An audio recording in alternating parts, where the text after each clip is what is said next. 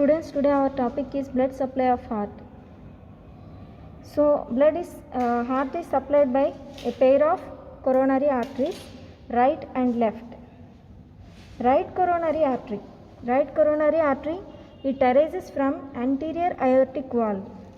Here we can see this is the aorta, this one, and here we have cut it so that we could see that aortic valve at anterior aortic sinus. Here we are able to see three sinuses: anterior, left posterior and right posterior. Right coronary artery, it arises from anterior aortic sinus.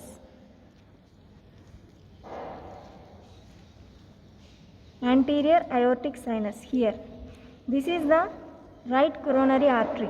It is arising from the anterior aortic sinus.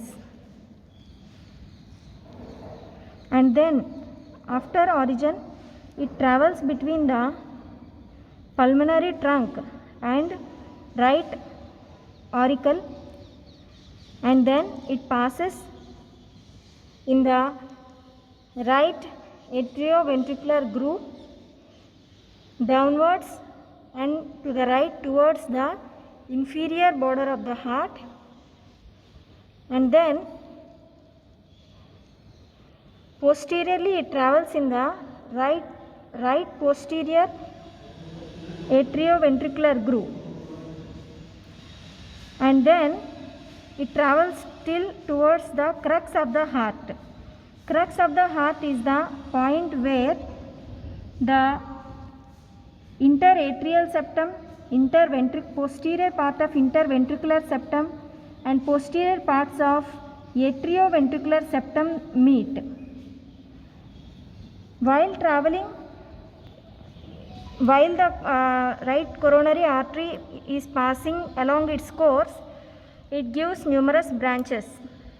The branches are divided into the branches from the first segment, that is from its origin till the inferior border of the heart, and then the branches from the second segment, that is on the posterior side of the heart, on the posterior side, in the posterior atrioventricular groove, right side.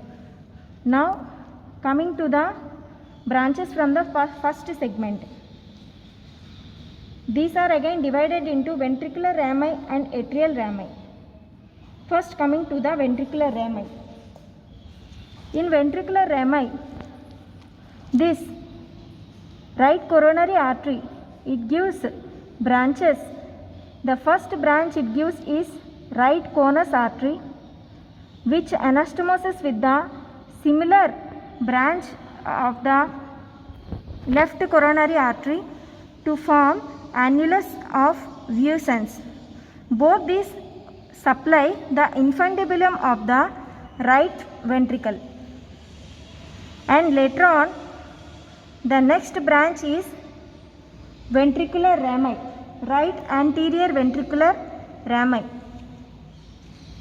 These are 4 to 5 in number, and these supply the sternocostal surface of the right ventricle.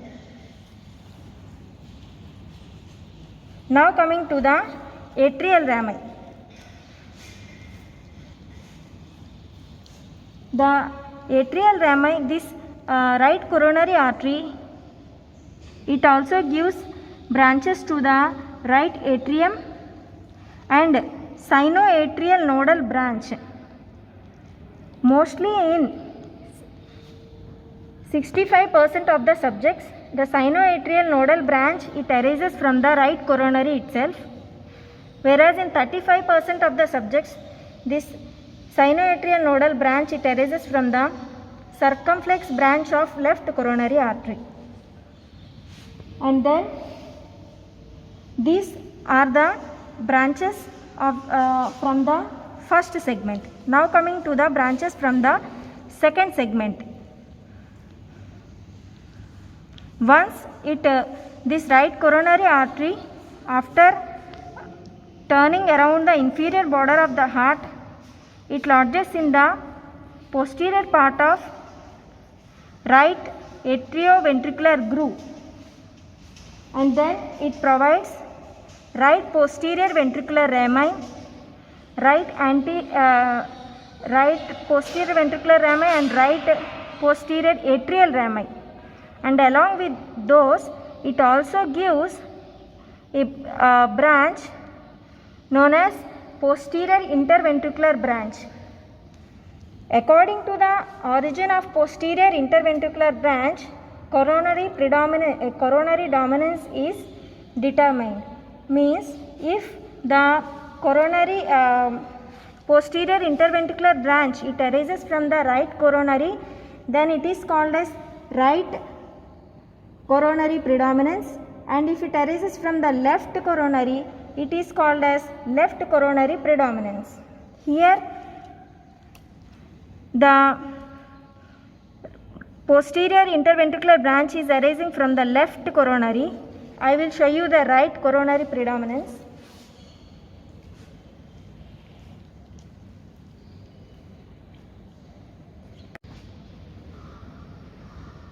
Here we can see the posterior interventricular branch. It is given by the right coronary artery. It is traveling in the posterior interventricular groove on the right side, and then it is giving posterior interventricular branch. So this is right coronary predominance. Now coming to the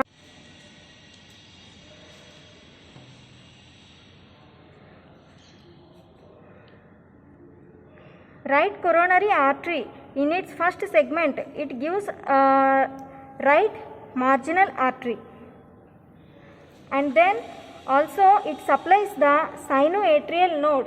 The septal proximal segment of the right coronary artery gives a branch is called as sinoatrial nodal branch, which travels upwards and then it passes in front of the opening of the superior vena cava, and then it supplies the sinoatrial node. The septal rami of posterior interventricular branch, first septal rami, it takes an inverted loop course and then it supplies the atrioventricular node. If the posterior interventricular branch arises from the left coronary, then AV nodal branch is from the septal rami of left coronary artery. Left coronary artery.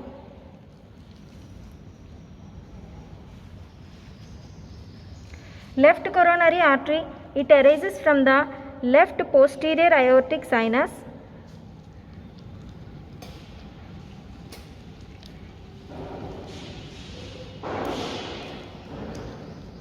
Here we can see the left posterior aortic sinus.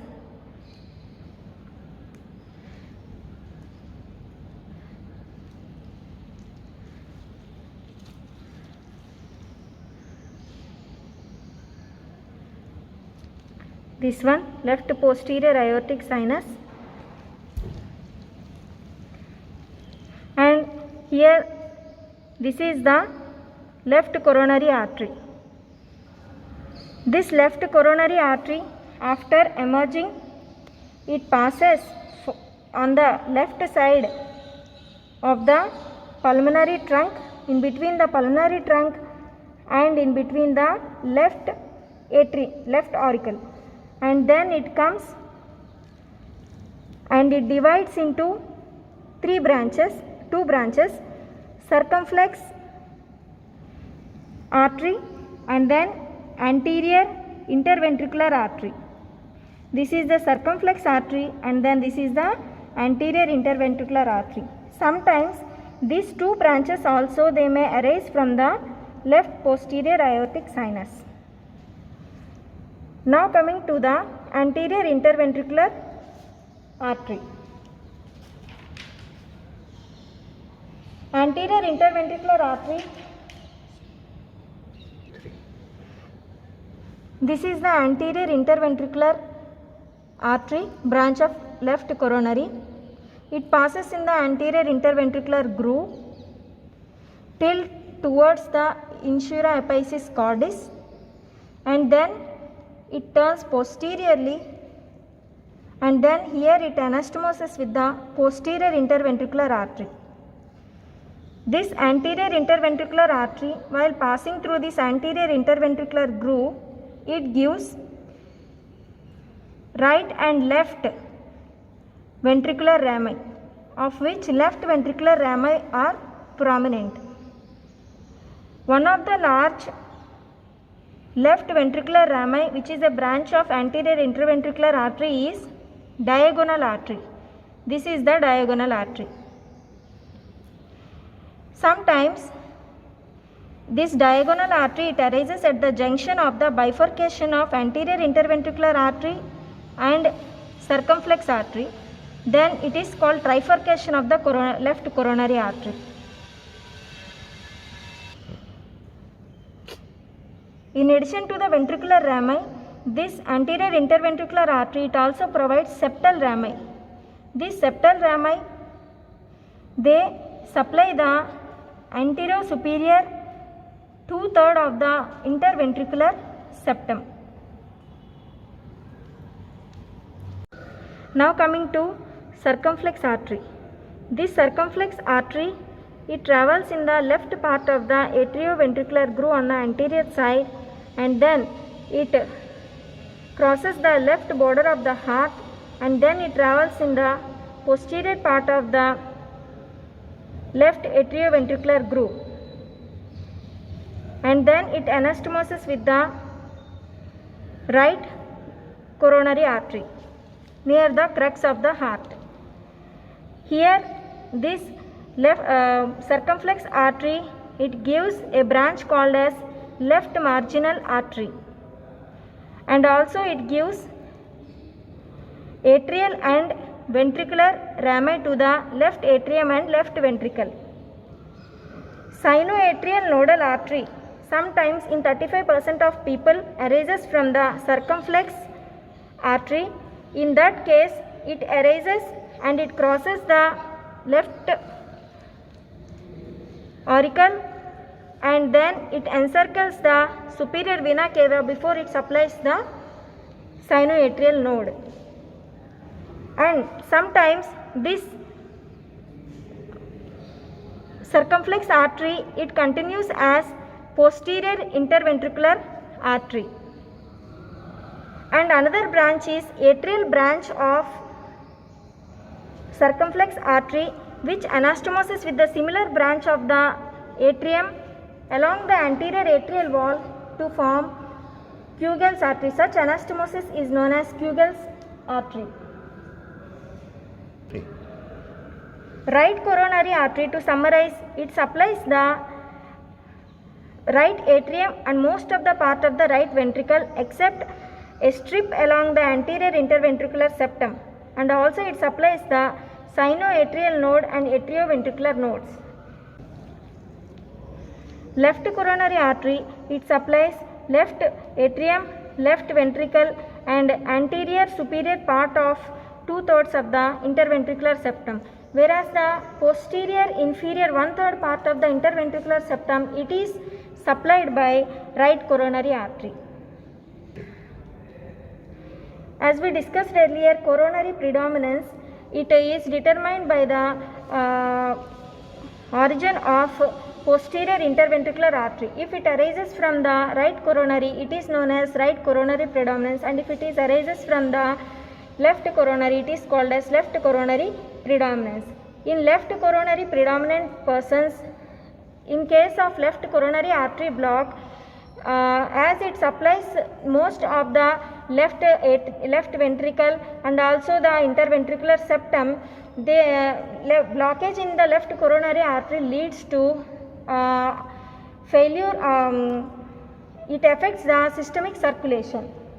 Some cases it is called balanced type, when the posterior interventricular artery is by branches from both right and left coronaries, and in those cases the persons will be least affected by the coronary artery diseases.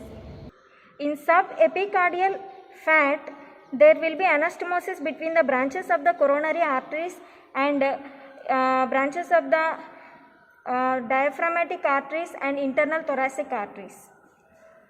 Now coming to the venous drainage of the heart. 60% of the venous blood it drains via coronary sinus into right atrium, and 40% of the venous blood it drains into different chambers of the heart through venae cordis minimi or Thebetian veins and anterior cardiac veins. This coronary sinus it conveys the blood from the left coronary artery, whereas the anterior cardiac veins they drain most of the blood from the right coronary arteries. The veins which does not drain into the coronary sinus are anterior cardiac veins and venae cordis minimi.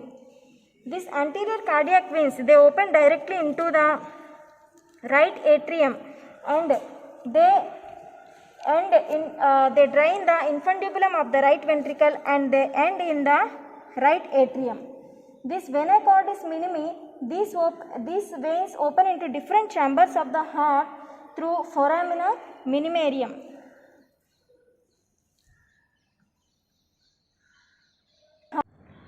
Now coming to the coronary sinus. Coronary sinus, it is a wide venous channel of 2 to 3 centimeters in length, and it starts on the left side and it ends left side on the posteriorly on the left atrioventricular groove, and then it comes and it ends in the right atrium in between the opening of the inferior vena cava and right atrioventricular orifice. So this is the opening of the coronary sinus. Here this is the opening of the coronary sinus. This one.